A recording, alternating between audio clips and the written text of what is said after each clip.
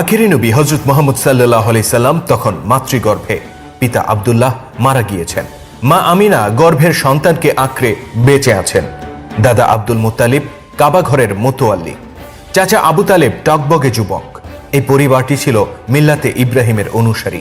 সমগ্র আরব পৌত্তলিকতায় ছেয়ে গেলেও রসুলের পূর্বপুরুষেরা ইব্রাহিম আলাইহিস সালামের ধর্মকে যতদূর সম্ভব আঁকড়ে ধরেছিলেন। পবিত্র কাবা আর জমজম কূপের দেখভাল করার দায়িত্ব ছিল তাদের হাতে, আর তাদেরই তত্ত্বাবধানে মক্কা এগিয়ে যায় সমৃদ্ধির দিকে। কাবাকে কেন্দ্র করে গড়ে ওঠে চমৎকার এক নগরী, যেখানে ছিল শত শত পরিবারের বসবাস আর অগণিত মানুষের যাতায়াত। সবকিছুই চলছিল ঠিকঠাক। হঠাৎ একদিন চারদিকে হইচই শোনা যায়। কি এক সংবাদে! মক্কার মানুষেরা পাগলের মতো ছুটতে শুরু করে। ব্যবসায়ীরা তাদের মালামাল ফেলে পালাতে থাকে, বাচ্চারা আতঙ্কে চিৎকার করে ওঠে, দোকানিরা দোকান বন্ধ করে ছুটে পালায়। ভীত ভিউবল মানুষের চিৎকার, চেঁচামেচি আর ক্রন্দনে আতঙ্কের নগরীতে পরিণত হয় মক্কা। মানুষের পায়ে চাপা পড়ে মানুষ মারা যাওয়ার অবস্থা। এক ব্যক্তি ছুটে এসে রসুলের চাচা আবু তালেবকে জানায়, মক্কার নিকটে তাঁবু ফেলেছে ইয়েমেনের শাসক আব্রাহা। তার সেনারা আব্দুল মুত্তালিবের সমস্ত ওট ছিনিয়ে নিয়েছে আর কয়েকজন নিরীহ মানুষকে ধরে নিয়ে গেছে। সে এই নগরী আক্রমণ করে কাবাঘর ধ্বংস করে দিতে এসেছে।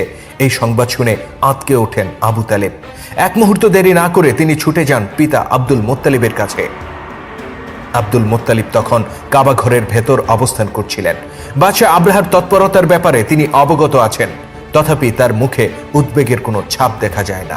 আবু তালেব পিতাকে বলেন, আপনি কেন এ ব্যাপারে এখনো কোনো পদক্ষেপ নিচ্ছেন না? তারা আমাদের সবগুলো ওট ছিনিয়ে নিয়েছে আর আমাদের লোকজনকে বন্দী করে নির্যাতন করছে। আমাদের সেই সক্ষমতা নেই যে আমরা এই বিশাল বাহিনীর বিরুদ্ধে রুখে দাঁড়াবো। আপনি কিছু একটা করুন।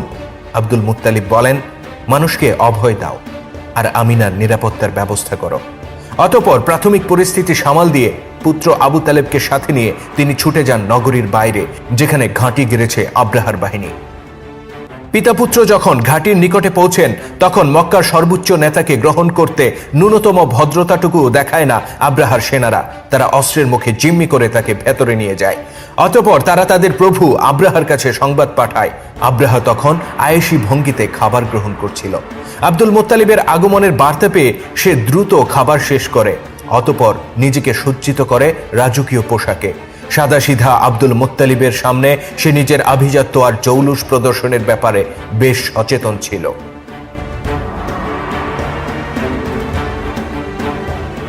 আব্দুল মুত্তালিবের কাছে আব্রাহা জানতে চায়, আমাকে বলো তো, এই কাবার পেছনে কি রহস্য লুকিয়ে আছে? কেন অগণিত মানুষ এখানে ছুটে আসে আর তোমরা তাদের সাথে ব্যবসা করে এত লাভবান হও? আমি ইয়েমেনে প্রাসাদতুল্লায় গির্জা গড়ে তুলেছি শুধুমাত্র মানুষকে ইয়েমেনের প্রতি আকৃষ্ট করার জন্য, কিন্তু তারা সেখানে না গিয়ে কেন কাবাতে ছুটে আসে? আব্দুল মুত্তালিব বলেন, আমি জানি না কি এই গৃহের মাহাত্ম্য। আমি কেবল জানি এটা এক পাথরে নির্মিত ঘর মাত্র। অতঃপর আব্রাহা বলে, আমি পাথরের এই ঘর ভেঙে ফেলতে এসেছি, তবে তোমাদের কোনো ক্ষতি করব না যদি তোমরা আত্মসমর্পণ করো। আব্দুল মুত্তালিব বলেন, আমি এই ঘরের ব্যাপারে চিন্তিত নই, আমি বরং চিন্তিত আমার সেই সব ওটের ব্যাপারে যা তোমার লোকেরা ছিনিয়ে এনেছে। আর আমি চিন্তিত সেই নিরীহ নগরবাসীর ব্যাপারে যাদেরকে তোমার লোকেরা ধরে এনে নির্যাতন করছে। তুমি তাদেরকে ছেড়ে দাও আর আমার সম্পদ আমাকে ফিরিয়ে দাও। আব্দুল মুত্তালিবের এই কথা শুনে চটে যায় আব্রাহা।